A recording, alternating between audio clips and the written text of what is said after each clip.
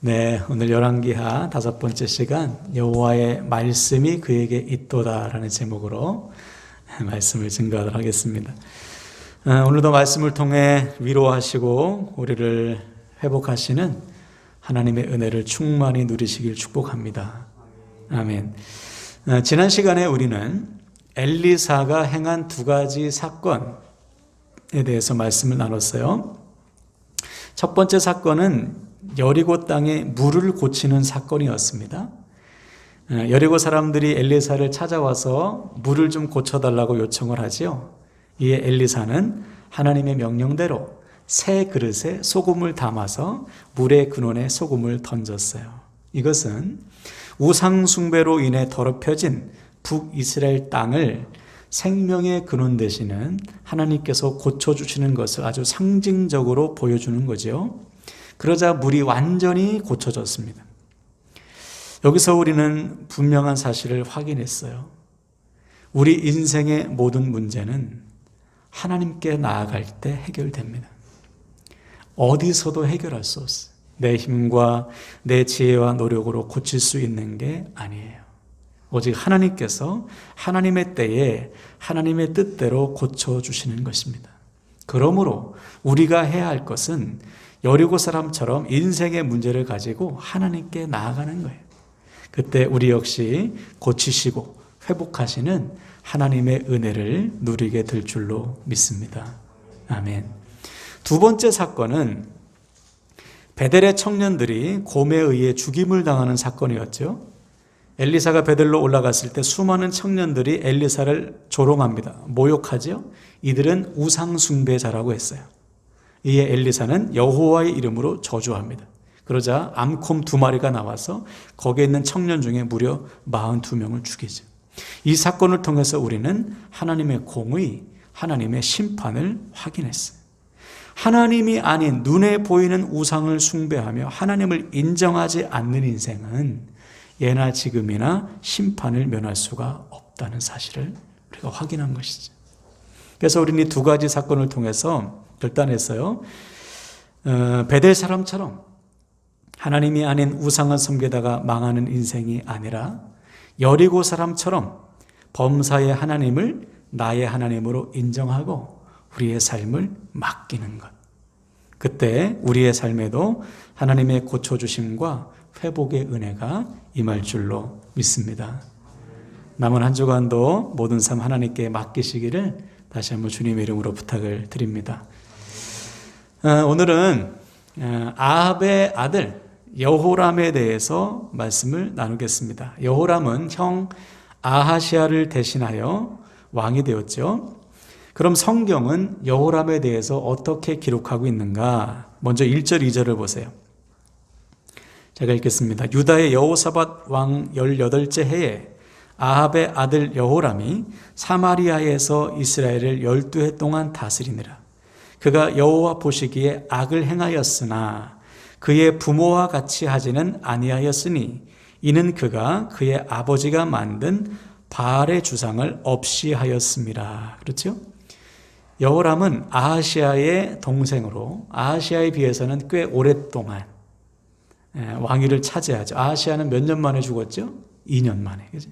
근데 여호람은 12년 동안 다스렸는데 여기서 우리가 좀 주목할 사실은 그가 그의 아버지 아합이 만들었던 바알의 주상을 없앴다는 거예요. 얼핏 보면 드디어 북이스라엘에서도 대대적인 종교개혁이 일어나는구나. 아합의 아들 그 악한 왕 중에서 우상을 버리고 하나님께로 돌아오는 왕이 세워졌구나라고 기대할 수 있는 내용인데요. 실상은 그렇지 않습니다. 여기서 없앴다라는 것은 바알의 주상을 완전히 제거했다는 뜻이 아니에요. 여기에 사용된 히브리어가 수루라는 단어인데 이것은 제거하다라는 의미보다는 옮기다라는 뜻입니다. 즉 왕궁 안에 있는 바알의 주상, 바알의 이 목석을 왕궁 밖으로 옮겼다는 거예요. 그럼 왜 이 사람이 궁에 있는 바알의 주상을 다른 곳으로 옮겼는가? 2가지로 해석할 수 있어요. 첫 번째는 두려웠어요. 아버지도 형도 바알을 섬기다가 망했잖아요. 그래서 왕궁 안에 바알을 둬서는 안 되겠구나. 그래서 옮겼을 가능성이 상당히 높습니다. 또 한 가지 이유는 이 당시에 북이스라엘은 남유다와 동맹을 맺었어요. 우리가 지난번 아합 때 아합의 딸과 여호사밧의 아들이 서로 결혼했거든요. 그래서 여호사밧하고 아합이 동맹을 맺었고 아합의 아들인 아하시아 때도 동맹을 맺었고 또 지금 여호람 때도 동맹을 맺었어요. 그런데 남유다의 여호사밧은 신실한 하나님의 사람 아닙니까? 여호와 보시기에 하나님 앞에서 정직한 왕이었어요. 그래서 그 사람과 동맹을 맺기 위해서는 왕궁 안에 바알 유상을 놓으면 이거 조금 눈치가 보이니까 살짝 치워놓은 거예요. 어쨌든 우리가 기대하는 대대적인 종교개혁은 일어나지 않았습니다. 오히려 3절을 보세요. 그러나 그가 느밧의 아들 여로보암이 이스라엘에게 범하게 한 그 죄를 따라 행하고 떠나지 아니하였더니. 그렇죠. 표면적으로는 바알 우상을 금하고 주상들을 옮기는 것처럼 보였지만 결국은 여로보암의 죄를 따라갔다. 여로보암이 어떤 죄를 졌어요? 금송아지 만들었지 않습니까? 여전히 금송아지를 섬겼다는 거예요. 백성들로 하여금 금송아지를 하나님처럼 섬기도록 방치했다. 그리고 나중에 이 여호람을 끝으로 오므리 왕조가 끝나거든요. 예후를 통해서 하나님이 치시는데 예후가 여호람을 칠 때 그때 백성들 가운데는 여전히 바알 우상이 아주 성행했습니다. 그러니까 왕궁에서만 살짝 바알을 안 믿는 것처럼 보였지만 여전히 백성들은 대놓고 바알을 섬겼다는 거예요. 이유는 이세벨이 여전히 살아있어요. 바알의 우상의 아주 선봉자인 이세벨이 살아있었기 때문에 그 아들인 여호람도 바알을 섬길 수밖에 없는 것이죠. 여기서 우리는 아주 중요한 사실을 확인할 수 있었습니다. 여호람은 두려움을 느꼈어요. 아버지도 형도 바알 우상 섬겨서 죽었지, 망했지. 그래서 두려운 나머지 우상을 치웠어요. 근데 그때뿐인 거예요. 또다시 우상을 숭배하는 것이죠. 이것이 회개하지 못하는 죄인의 특징이에요. 회개란 입술의 고백에서 끝나지 않습니다. 완전히 주님께로 돌이키는 거예요, 회개. 죄의 길을 떠나 180도 유턴해서 하나님께로 완전히 돌아오는 것이 이것이 진정한 회개입니다. 그때 회복이 임하는 거예요. 잠깐 두려워서 잠깐 깨닫고 끝나는 것은 그 인생 변하지 않아요. 깨달았으면 하나님을 향한 두려움을 느꼈으면 완전히 회개하고 주님께로 돌이키는 것, 이것이 회복의 길입니다. 순종도 마찬가지예요. 많은 사람들이 결단을 하는데 순종으로 이어지기 참 어렵지요. 결단은 누구나 할 수 있어요. 그러나 순종하기는 어렵습니다. 순종은 반드시 결단으로 이어져야 되는 거예요. 그것이 순종이에요. 그러므로 사랑하는 여러분, 우리는 깨닫거나 결단하는 것으로 끝나지 않고 반드시 회개와 순종으로 이어지길 바랍니다. 그래서 우리의 삶에도 하나님께서 부어주시는 회복과 능력이 나타나게 되시기를 주님의 이름으로 간절히 축원을 드립니다. 두 번째로 오늘 본문에 보면 북이스라엘에 문제가 있습니다. 4절 5절을 보세요. 모압 왕 메사는 양을 치는 자라 새끼 양 10만 마리의 털과 순양 10만 마리의 털을 이스라엘 왕에게 바치더니 아합이 죽은 후에 모압 왕이 이스라엘 왕을 배반한지라. 그렇죠? 이미 우리가 나눈 내용 아닙니까? 아합이 죽자마자 모압이 배반해요. 원래 모압은 다윗 때에 정복되었던 나라 아닙니까? 그래서 다윗과 솔로몬 때에 조공을 바치는 신하 나라가 됐는데 나라가 남북으로 나뉜 후에도 북이스라엘의 속국이 되어가지고 여전히 북이스라엘을 섬겼어요. 그런데 아합이 죽자마자 그 틈을 타서 모압이 독립을 선언한 것이죠. 더 이상 조공을 바치지 않는 거예요. 그래서 아합의 뒤를 이은 아하시아가 모압을 정복하려고 아마 했을 거예요. 그런데 2년 만에 죽다 보니까 뜻을 이루지 못했죠. 그래서 다시 여호람이 아버지와 형을 대신해서 이제 모압을 치려고 합니다. 근데 혼자서는 어렵죠. 그죠? 북이스라엘 혼자는 어려우니까 어떻게 하죠? 남유다에게 도움을 요청해요. 여호사밧에게 사신을 보내죠. 우리 동맹을 맺었으니 같이 모압을 치러 가자. 그랬더니 여호사밧이 어떻게 했어요? 그럽시다. 내 백성이 당신의 백성과 같으니 우리 함께 모압을 칩시다. 그랬어요.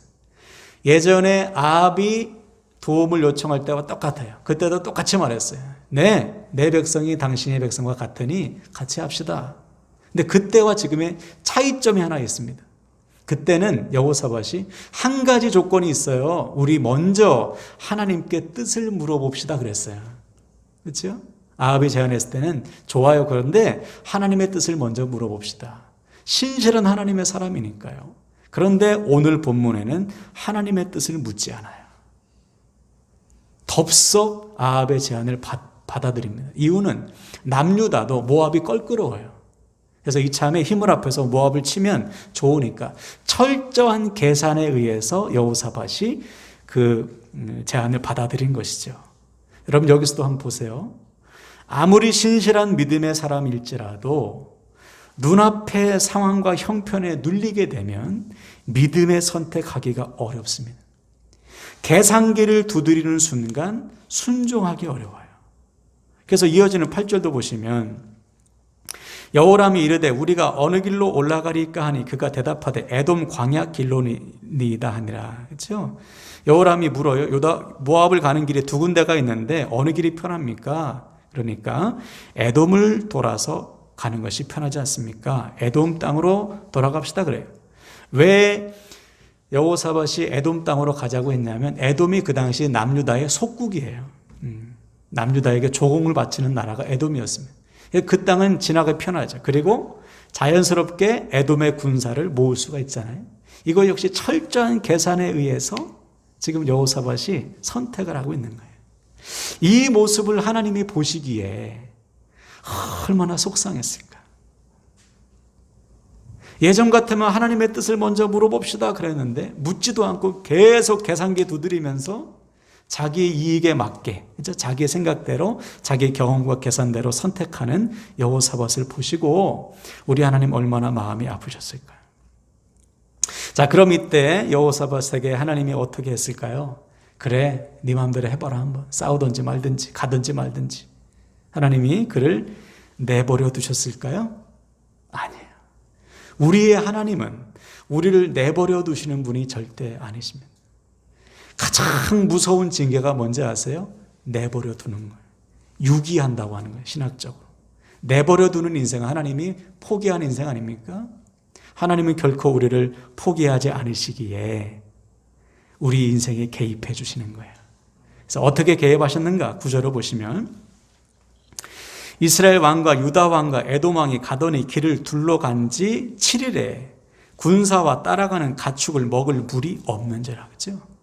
큰 문제를 만났습니다. 물이 떨어진 거예요. 물이. 물론 이 많은 군사들이 마실 만한 물을 처음부터 다 싸가지고 가지는 않았을 거예요. 모압의 지형을 알기 때문에 어디에 물이 있는지, 강가가, 냇가가, 냇물이 또 샘이 어디에 있는지 알 거 아니에요.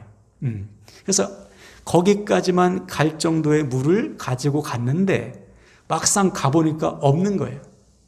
특별히 이 성서 고고학자에 의하면 이 모압과 에돔의 경계에 사시사철 마르지 않는 골짜기가 있었대요. 해사 골짜기라는 골짜기는 1년 내내 물이 마르지 않고 풍부했답니다. 그래서 그 경계까지 가면 7일 정도 걸렸을 거예요. 갔는데 마땅히 물이 있을 거라고 생각했는데 없는 거예요. 이거 누가 봐도 하나님께서 주신 징계죠. 1년 365일 마르지 않는 물이 말랐다면 이거 하나님의 징계예요. 자, 여기서도 우리는 울량하신 하나님의 사랑을 알 수 있죠. 하나님은 우리를 포기하지 않으십니다. 포기하지 않으시기에 인생의 문제를 통해서라도 우리를 돌아오도록 깨닫도록 하나님의 뜻을 묻도록 인도해 주시는 거예요. 자, 그럼 이때 여호람과 여호사밧은 어떻게 반응했을까? 여호사밧이 하나님의 뜻을 깨닫고 엎드려서 회개했다면 얼마나 좋아요. 근데 그는 어떻게 했어요? 절망하고 하나님을 원망합니다. 하나님이 우리를 모압의 손에 넘기려고 하는구나. 우리는 끝났구나. 죽었구나. 절망해요. 여러분, 이것이 하나님을 믿지 않는 자의 전형적인 모습이에요. 조금만 문제가 생겨도 절망하고 낙심하는, 우리 죽었구나, 끝났구나, 안 되는구나. 하나님을 모르는 자, 하나님을 믿지 못하는 자는 인생의 고난 앞에 절망해요. 반면에 여호사밧은 어떻게 반응했는가? 다 같이 보면 11절을 보세요. 제가 읽습니다. 11절. 여호사밧이 이르되 우리가 여호와께 물을 만한 여호와의 선지자가 여기 없느냐 하는지라. 이스라엘 왕의 신하들 중에 한 사람이 대답하여 이르되 전에 엘리야의 손에 물을 붓던 사밧의 아들 엘리사가 여기 있나이다 하니. 그렇죠. 여호사밧은 달라요. 절망하는 대신에 하나님의 뜻을 묻는 거예요. 그때 누군가 엘리사를 말하죠. 엘리사가 있다. 그의 여호사밧은 지체 없이 엘리사에게 가자고 합니다. 여호와의 말씀이 엘리사에게 있기 때문에 하나님의 말씀을 들으러 지체 없이 가자는 거예요. 그러자 여호사밧과 여호람과 에돔 왕이 함께 엘리사를 이제 찾으러 가는 것이죠. 바로 이겁니다, 여러분. 우리도 때때로 여호사밧처럼 눈앞의 상황에 눌려서 믿음의 선택을 하지 못할 때가 있어요. 왜 실수가 없겠어요? 그러나 그때 하나님은 우리를 내버려 두지 않으십니다. 인생의 고난을 통해서라도, 크고 작은 문제를 통해서라도 우리를 깨우쳐 주시는 거예요. 그때 우리는 어떻게 해야 합니까? 여호사밧처럼 하나님을 찾아야죠. 여호람처럼 절망하며 하나님을 원망할 것이 아니라 여호사밧처럼 하나님께 무릎을 꿇고 하나님의 뜻을 구해야 되는 거예요. 그때 우리 삶에 하나님께서 부어주시는 회복이 임할 것을 믿으시길 바랍니다. 아멘. 그러므로 사랑하는 여러분, 오늘 말씀을 통해 우리는 세 가지 결단하셔야 돼요. 첫째, 깨닫고 결단하는 것에 그쳐서는 안 됩니다. 반드시 회개와 순종으로 이어지는 믿음이 돼야 돼요. 둘째, 계산기 내려놔야 됩니다. 여호사밧과 같은 신실한 믿음의 사람도 계산기 두드리니까 하나님의 뜻을 묻지 않게 되는 거예요. 마지막으로 인생의 고난 앞에서 하나님의 뜻을 물어야 돼요. 하나님은 여호사밧뿐만 아니라 여호람까지도 포기하지 않으신 겁니다. 그래서 고난을 통해서 하나님의 뜻을 깨닫게 하신 거예요. 우리도 마찬가지. 우리를 포기하지 않으시고 사랑하시는 하나님께서 때때로 인생의 고난을 통해 우리를 고치십니다. 우리를 완전하게 조금도 부족함이 없도록 만드시는 거예요. 이 분명한 사실을 믿으시고요. 여호람처럼 고난 앞에 좌절하고 절망하는 것이 아니라 여호사밧처럼 하나님께 엎드려 하나님의 뜻을 묻는 저와 여러분 되시기를 주님의 이름으로 간절히 축원을 드립니다. 아멘, 아멘.